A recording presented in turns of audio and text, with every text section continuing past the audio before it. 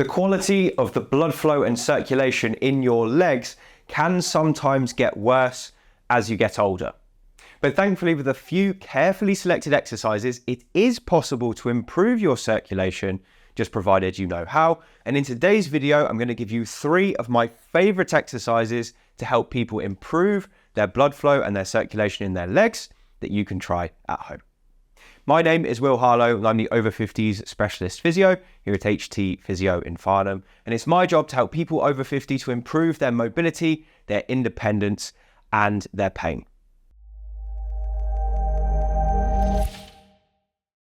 So in today's video, we're going to first talk about how the blood flow in your legs actually works, because it's really important that you understand it.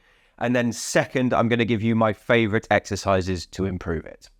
So to understand how to improve your circulation, we first need to understand how circulation in your legs actually works. So please excuse the terrible drawings, but this is my best attempt at explaining it to you. So we're going to start off with oxygenated blood in your heart. Your heart pumps, that sends the oxygenated blood down your body into your legs, where it reaches something called your capillaries. And your capillaries are the tissues that allow your blood to exchange oxygen and carbon dioxide. So when it reaches the capillaries, the oxygen comes out and supplies your muscles. The carbon dioxide comes back into the capillaries for them to take it away back up to the heart and the lungs. Now, the next thing that needs to happen for this to occur is your leg muscles have to contract at some point to help the veins push the deoxygenated blood back up to the heart. Your veins have a very low blood pressure compared to your arteries. Your arteries have got a higher blood pressure. They can send the blood down really easily, but your veins, because they've gone through the capillaries, the exchange is really slow. They lose their pressure, and now they have to get back up the body against gravity. So they need a helping hand, and the muscles in your legs provide that helping hand. We call it the muscle pump. Every time your muscle in your leg contracts, it squeezes the blood back up the veins towards the heart where it can do its thing. Now, we have a very clever mechanism inside the veins. You've got these tiny little gates that close when the blood tries to come back down, but they don't push the blood up. We need the muscle pump to do that. So in today's video, I'm going to show you how to regain that muscle pump and improve your circulation by getting these muscles working once again. So now we know we need to get that muscle pump working to get your circulation improving. I'm going to show you some exercises to do just that. But the first thing you need to know is these are not going to be suitable for everyone, so do get checked out before you give them a try. And if they cause you any pain, then just avoid them. Now, the first one is super simple. Anyone can do this from a sitting position, and you can do this when you're watching TV. That's the best time to basically take advantage of that time when you're just sat still. All you need is somewhere you can rest your leg, which is slightly higher than your hip. Okay, so I'm going to show you what I mean. So let's say you're sat down on the sofa watching TV.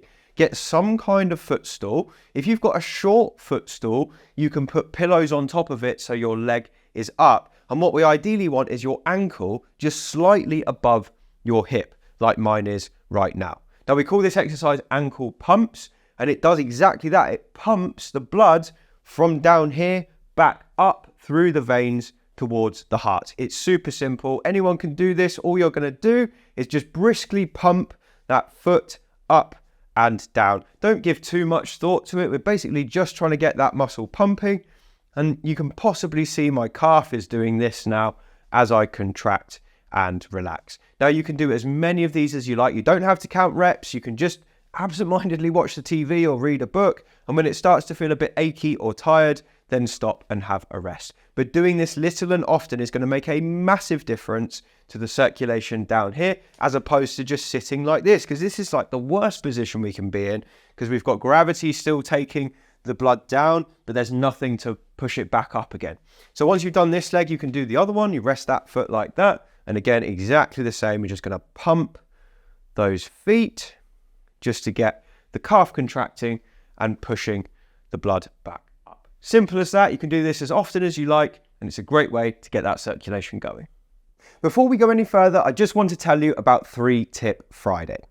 3 Tip Friday is my weekly email that I send out to my list, and it features 3 of the most interesting things I've found that week. It could be a health tip, it could be a piece of research I'm reading, or it could be a new tool that I've found to be really useful for helping people get more mobile.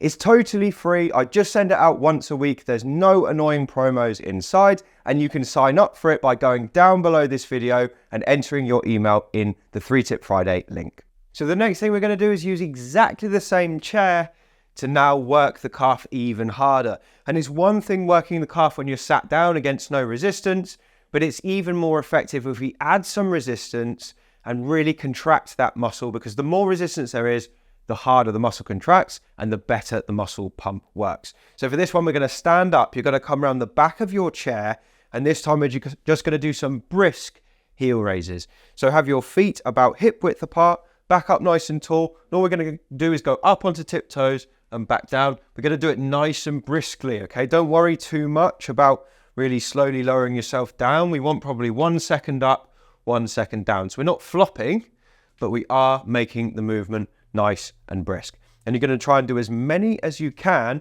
until those calves start to feel a bit fatigued. Now, don't worry too much about how high you can go, but the higher you go, the more it's going to contract, which means the muscle pump will be better. But even if you can only get a little bit like this, that's totally fine. It's going to be so much better than doing nothing. Again, you don't need to count reps. I would just keep working on this until you start to get tiredness in your calves down there. Have a break. You might want to repeat that 2 or 3 times over, but a better strategy would be to come back to it multiple times per day, because the frequency of how many times you do it per day matters more than how much you do all in one go. So up to now, you've done a fabulous job of getting your calf muscles contracting to push the blood back up towards your heart.